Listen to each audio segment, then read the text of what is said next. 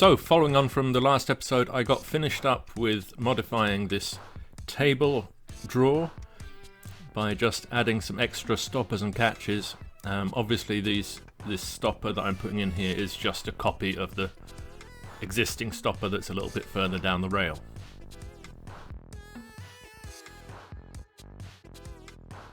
Now the frame or enclosure that I'm going to build to go around this thing is going to mean that access for maintenance is going to be quite difficult once it's all installed. So before putting all this thing back together, I put a liberal coat of white grease on all the bearings and runners.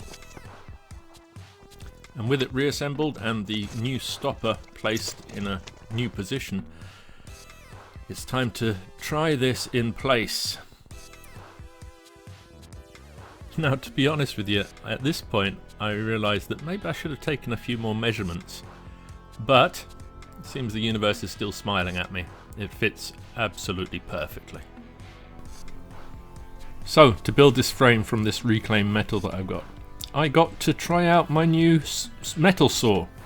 I had mentioned in an earlier episode that I was thinking about getting one, and when I decided that I'm going to try making all the cupboard frames from aluminium, I decided to go ahead and invest in this thing. I have bought some aluminium pieces and I get the supplier to cut them to length, which adds to the price, and if I'm going to be going ahead with the aluminium idea, being able to cut everything to length at right angles is going to be invaluable. Having said that, the saw was not terribly expensive. I paid 50 euros for it. Again, I found it online. I think it was a bargain. A little bit of research. It's less than half the price it should have been. It was still in the box, unused, and turns out it works lovely. This is how the days are shortening. It's 3:30 p.m. Let's get some work done. So now I've started thinking ahead, and because I'm doing the frame for this table from reclaimed metal, I decided that it's time to get all the reclaimed metal stuff from my scrap pile and cut everything, get all the useful bits off, because we're in Finland and any day I could wake up and there's a metre of snow on top of my scrap pile. So I'm going to harvest all of the useful bits of metal, get them stored in here, out of the elements, and that way I've got everything that I need without having to dig through a metre of snow and then pry it off from the frozen ground.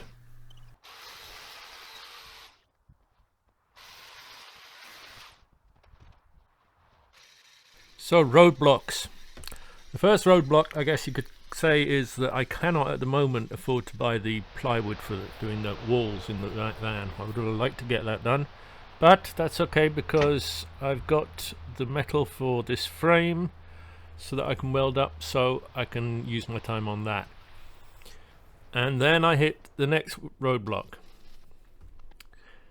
Got a little bit of welding done, and then my MIG welder has run out of wire. Now I can't get this wire locally, I have to order it, so it's going to be a few days before that comes in. If you've ever used one of these, the right angle magnets, it gets all covered in this metal dust. This is how to fix that. Just have a stronger magnet.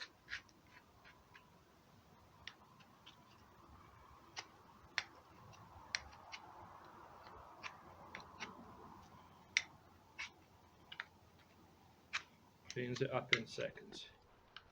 Now, while I am a bit annoyed and frustrated about the roadblocks, there's plenty of other little things I can get done.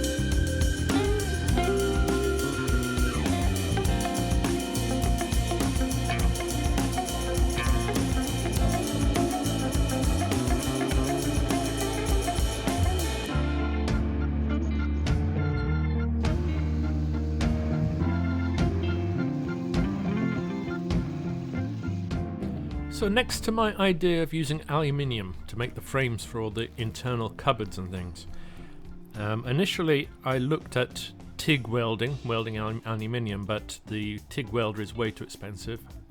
Can't afford one of those. But I stumbled online across these people who are brazing aluminium. So you don't need the TIG welder, and it seems that the joints that they're making are really quite strong, certainly strong enough for the frames for the cupboards. So I have had a try. I've tried brazing aluminium and it's not working, so I'm gonna put out a plea to anyone who's watching this who knows anything about brazing aluminium, what it is I'm doing wrong, because I've watched video after video of people doing this.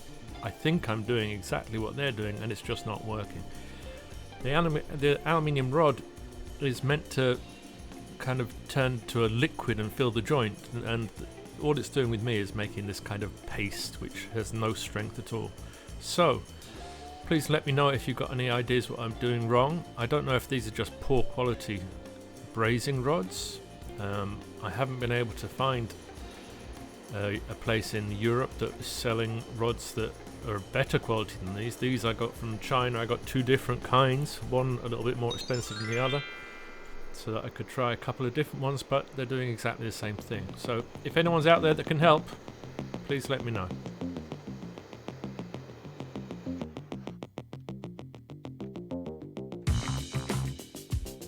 So I said I would reveal what this drawer or table actually is. Now it has the name of the company that makes it on it, which is Frestems, and I found a serial number or code and did some research. The company still exists and they make equipment for ambulances, just as the guy that sold this to me said. But with the help of AI, I also found a listing. This was out of the UK, it's an old listing, selling 3 mortuary tables for a morgue where they have the bodies. And although there were no pictures available with this ad anymore, it had all the measurements and the serial number of 3 of these that were up for sale. Now interestingly, they were for sale for £3,000 for the 3, so just emphasises that I think I got a really good deal on this. But yeah, mortuary table or morgue table. I also said that you could watch these videos to see what winter in Finland is like, and I can tell you, this is not what it's like. Quite amazing, we're into December now, there's no snow on the ground anymore, that's melted away, and temperature is above freezing. Quite amazing. I've got a bit of a problem with condensation in the van, because everything is just soaking wet. So I've now pulled the tarpaulin back so that the air can circulate a bit through the roof windows, and put a heater in for a little while. Glad to say it cleaned up all that condensation really fast. And that's it for now. See you on the next one.